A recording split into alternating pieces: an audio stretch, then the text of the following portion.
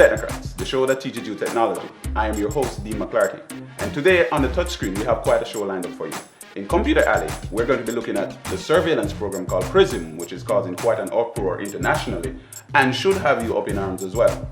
Then in On The Go, we're going to be taking a look at the Z10 to see if it's all 10s for this brand new device from BlackBerry. Then it's on to ITMAT, where we will be introducing you to GEMS, which is the Jamaica Emergency Messaging System. And of course, today is a special day because today we introduce you to the 6 finalists in the Queen of Tech competition. Now, these young ladies are vying for the chance to sit beside me, the King of Gadgets.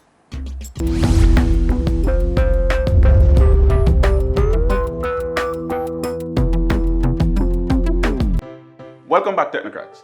It's time for Computer Alley. We had something very important to talk about. The Americans and the NSA and their surveillance program has jumped out of the proverbial frying pan and into the fire.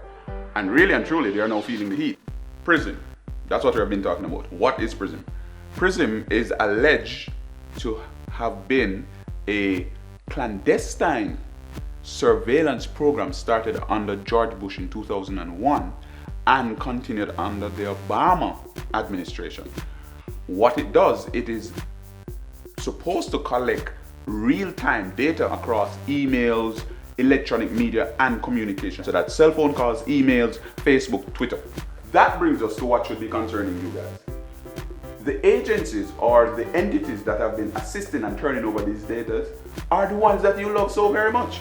We have Microsoft, Google, Yahoo, Facebook, Skype, AOL, and Apple. All of this information is being collected. And this is where it gets interesting. Because a lot of persons wouldn't realize, but how many of you out there have gone to, for example, say the American Embassy, time and time again, and you're being told that your visa is denied. And for the life of you, you can never figure out why you're not getting a visa. It could be as simple as when you were on Facebook, you friended somebody who is 2 steps away from somebody who might be a person of interest to the US, right? Or it could be something as simple as you made a statement on a phone call which was followed by keywords that is being monitored for. So you could have said, you know, speaking Jamaican colloquial terms, say, I am going to the States to blow it up. Now, blow up and the US in the same thing is going to raise a red flag. What is PRISM collecting? Pretty much everything you do on the internet, which would include and by far would encompass most of the things like email, chat, videos, photos, file transfers, login activity, and social media profiles. How are they able to monitor all of these activities and collect all of these data, or why? Simple. The US is a central point for all internet communication around the world. All the traffic, and if you can look at the bands, you realize that the bands focus, they all actually point to the US and then to other places. So the larger the bands mean the more traffic, and all of it is centralized around the US. So all the traffic from the Caribbean, Latin America, from Africa, Asia, Pacific goes to the US, and then there's a big pipe between the Europe and the US. Now, think about it. They have been collecting all of this information, and documents have been provided which suggest that this was being done from as early as 2009. So all along when the US was saying, oh, we have been hacked, or China is hacking us, all of these things, they were quite possibly doing the same thing. So whatever target, whoever or whatever country is the target of this monitoring or surveillance, they would have access to it at some point. How long has this been going on? When and who has been providing all this information, and how long have they been doing it? We are looking at from far back as 2009. It is alleged that Microsoft has been providing this kind of information. I mean, pretty much more than 3/4 of the world use Microsoft. YouTube was on in 2010, AOL 2011, Apple came in 2012, we had Skype in 2011, and Google from 2009, Facebook 2009. So you realize that this has been going on over a period of time. How does that really affect us? Because we're here in Jamaica. First question is, how do you enter a negotiation if the other party knows exactly what you're coming to the table with? It's not a negotiation. A negotiation usually means that we come, I bluff, you bluff, we try to come to a common ground. If I already know that you don't have any ammunition to go anywhere, then it's really not really a negotiation. It is me saying, this is my point. When you're ready to meet me here, then you come here. For all we know, every negotiation that our government has gone into has not been a real negotiation, because the other party quite possibly already knew everything there is to know. So when we say we're going to negotiate with the IMF, quite possibly it was never a negotiation, because quite possibly it could be that the IMF already knew. And again, I am not saying that this is the case. I am just saying that if somebody somewhere is secretly listening to everything that we say, then we have to now operate under the assumption that none of the data that we assume is private is actually private, but is out there somewhere being read by or seen by someone. No? So that is from a government standpoint. From a personal standpoint, it could be as simple as, okay, you're a married person, you might take a nude picture sent to your husband, or you take a nude picture sent to your wife. Maybe you're young, you send it to them for whatever reason. That is your business, you're married, you're private. It's your private life. And you do this maybe when you're 20. Say when you're 35, 40, you become, say, a diplomat for Jamaica, representing Jamaica to the rest of the world. And you and the government might take a stand on a particular point, or have a particular point of view that is not in the interest of some other nation. And somehow, all of a sudden, there are these pictures of you nude from when you were 20 years old that all of a sudden just pop up and surface. Because why? Somebody somewhere was monitoring, recording, storing all of this information unknown to you. So those are just two scenarios. So now you tell me if you think that this does not affect us. All the information, as far as I am concerned, that we think has been private has not. Because it is somewhere, quite possibly, where if it has not been seen, it has quite possibly been archived for somebody to view, monitor, check, reference, or go through at a later date. We don't know who, when, where, why, how. From this point on, my question to the government would be, what is it you're going to do now to ensure the sovereignty of our country? Because it is quite plausible that they might have information regarding our state of affairs, which they shouldn't have. How do you now protect, or what are the steps you plan to implement to mitigate these circumstances or to protect future communications? Personally, I can help you with a 10-point plan. So you can call us. We have a solution down by GoBix. So just jump on the phone, you know how to find us, call us. So that is the gamut of where the PRISM fiasco is at now. So take it to Twitter, take it to Facebook. The question we're asking is, what do you think should be the fate of Edward Snowden, the gentleman who alleged, and let me use the word alleged, released all of these documents detailing the operations that were being conducted.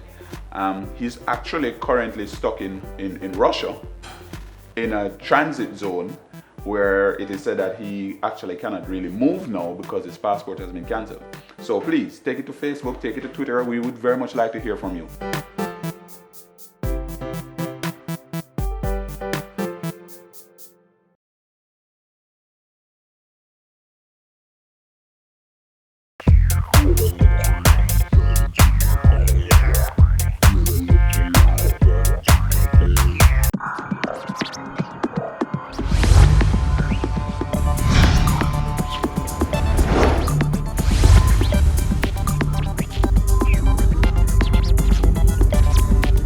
Welcome back. So, I've been looking forward to this segment for the longest while. In my hand is the new BlackBerry Z10, and I've had the opportunity to be playing around with it, and I must be honest, I am impressed. Based on where BlackBerry is coming from, this new device, they put a little effort into it, or a whole lot of effort. The first thing you'll notice is that it's thin. It's thin. It's this thin. Not the biggest. It's not the smallest. It's sleek. There are no real protrusions except for the volume button here that you can turn up, turn down. Also on the other side, you have the HDMI and the USB connections. At the top, you have a headphone connection, the power button. When you turn on the phone, and I want you to pay attention to this. You heard me mention that Prism and the alleged surveillance that has been going on. Well, this is what we call a Prism-proof phone. If you don't believe me, ask Mr. Obama, because this is the only phone he's allowed to use, a BlackBerry. You see this circle right here? On the previous BlackBerry, it would have been a bar going straight across.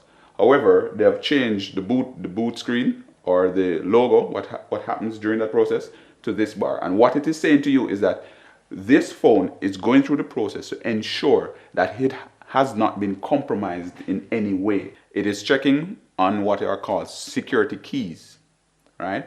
That are used to secure your information on the phone and when you transmit it through BBM Messenger. And it is checking all of those keys to make sure that they haven't been tampered with, they haven't been changed, they haven't been replaced, they haven't been altered in any way. So this right here is what we call Prism proof. So if you're really big on security and you really want to ensure that your information stays secure, then this is where you want to go to. Granted, it won't protect your phone calls because when your phone calls leave your phone, you have no control over it. But from a messaging standpoint, BBM Messenger is by far one of the more secure platforms. So the message is encrypted at the point of creation on your phone and then transmitted. So we are finished booting up and we are into the interface of the phone. Just give you a quick rundown of the specs. It's 1280 by 768 resolution, so that is the display of the screen. It's a 1.4 gigahertz dual core processor with 2 gigs of RAM. Also, it's 16 gig of internal memory, and you can expand with up to a 32 gig memory card. In addition to that, it has an 8 megapixel rear camera and a 2 megapixel front camera, which means that you can record in high definition from either camera. You see that? Look at that. You see how quickly these pictures are being taken?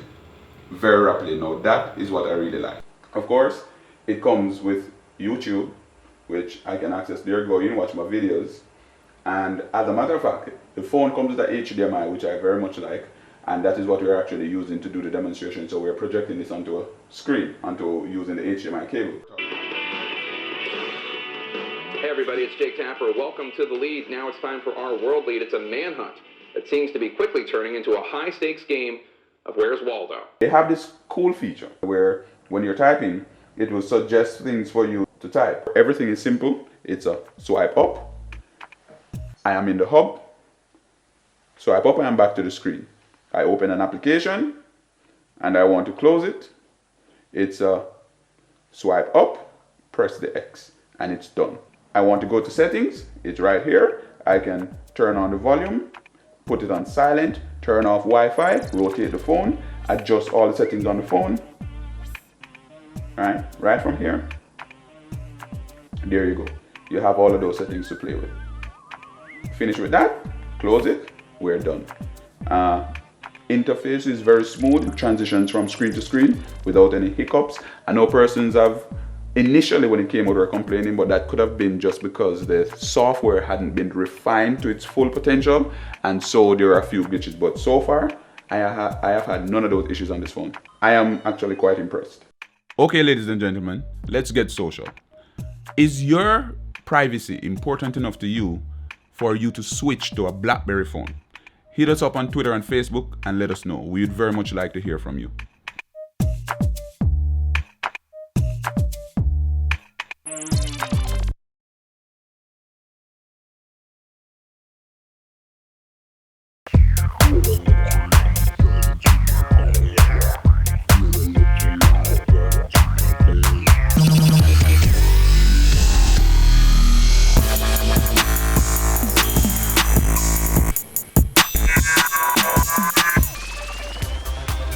ItMad is a segment where we look at solutions to problems utilizing technology.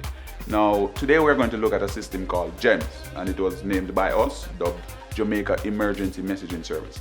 And what GEMS is supposed to do is supposed to provide the authorities or the entities that require the ability to send an emergency message to do it quickly, easily, seamlessly to assist the public in general. GEMS utilizes a feature built into telephone or cellular networks called cell broadcast, which is just sending a text message. Instead of sending it to one phone, you can send it to multiple millions of phones. So how the system works? It's simple. It is comprised of three components. One is a CBE, which is a cell broadcasting entity. Now the entity is just merely whoever has a message to be sent to the phones in general. Then you have the CBC, which stands for the cell broadcasting center. This is usually located at the mobile operator or the cellular company. And this is where they aggregate all those CBE messages that comes in. And based on the content of the message and the area which they require it to be sent, they will then disperse it to the relevant cell towers. The third component of that is, of course, a cellular network because it functions on a cellular network. So basically it is this. You create a message, you send it to the CBC, which is basically the cellular company. They look at the message and see the area that you want the message sent to, and then they look at their system and they say, okay, we have particular towers that covers a certain area, and based on the message that you sent and the area that you want this emergency message sent to, it needs to go to these cell towers, and they send it to those cell towers. Now what happens, those cell towers can continuously broadcast these messages at intervals, or you can be a one-off message depending on the situation.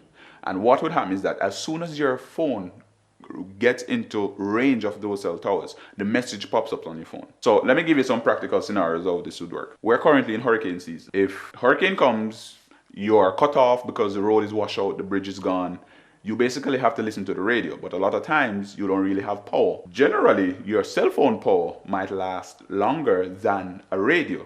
Even so, what this would do is on-prem, they would get an application on a computer that they would create the message in, send it to the cellular company's CBC, Cell Broadcasting Center. So on-prem creates this message to say, okay, all you residents in Portland, the bridge is out, you cannot come out. We are going to come to this point, which is closest to you. If you need assistance, please try and make it here. Or these are the shelters that are up and running. This is the situation, whatever the message is. And send it to the CBC. In the message, ODPEM would say, this is the area that is affected. What would happen at the CBC? They would then look at their map, because each cell tower controls or covers a particular area or radius. They would look at their map and say, okay, in order to cover this area, we need to send it to these cell towers. So we need to either send it to this particular cell tower or all these cell towers. And then they would send out that message. Everybody who is connected to that cell tower would then get the message popping up on the phone.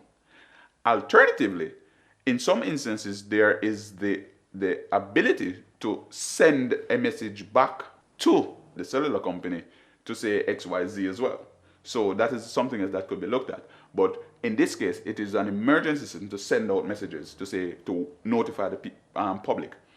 Second scenario could be there's a major accident on Mandela. The police goes there, they assess the situation and say, okay, this is going to cause a massive pileup of traffic because it is rush hour in the morning. Okay, they radio back to base and they say, okay, this is the situation. We want you to send out a broadcast to all the motorists. If you can avoid Mandela, please avoid Mandela. What would happen? Same procedure. So the police station would create a message, send it to the CBC, who then looks at the message, look at the area that is affected by the accident, and then whatever cell towers control that area, they would send it to those cell towers. And those cell towers would broadcast this message. As soon as you're within range of the cell towers, the messages pop up on your phone. The good thing about the cell broadcast technology is that it was designed in the specifications for cellular network. So it doesn't use up your regular network traffic bandwidth. So even if the network is congested to the max, once you send that emergency message, it is almost real time to anybody connecting to those cell towers that those messages are broadcasting from. As a matter of fact, the messages will go to any phone connected, whether or not there's congestion on the network, in the language of the phone. So it doesn't have to be, so if it's a tourist area and visitors come from overseas who don't necessarily speak English, and you send that message, it will pop up on their phone in the language that they understand. Now, the system also has some intelligence capabilities built in. For example, if a particular phone has already received the emergency message, then it can not send it to the phone again. So, for example, if I had traveled through that area and had gotten the message, and I am coming again into that area, it may not send it back to my phone because it say, okay, this phone already got this message. So it has that built in to try and control the amount of traffic or broadcast that goes out and not to annoy people. Because the one drawback to the system is that some phones allow you to turn off the cell broadcast. On some phones, it is not turned on by default, so you would have to go and turn it off. But I mean, as an emergency management system, it would be a simple case of just posting on a website or notifying the public to say, this is how you turn on cell broadcast, because you don't get those messages often. And since it is controlled by the service provider, as long as they are not abusing the system and using it for sending unsolicited messages, then there shouldn't be any issues using GEMS. So I put the question to you, do you think that implementing GEMS is a good idea?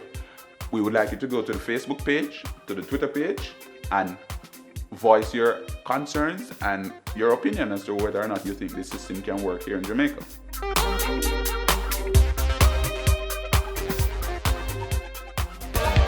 Today we looked at Prism, the BlackBerry Z10, and GEMS, but please keep the discussion going.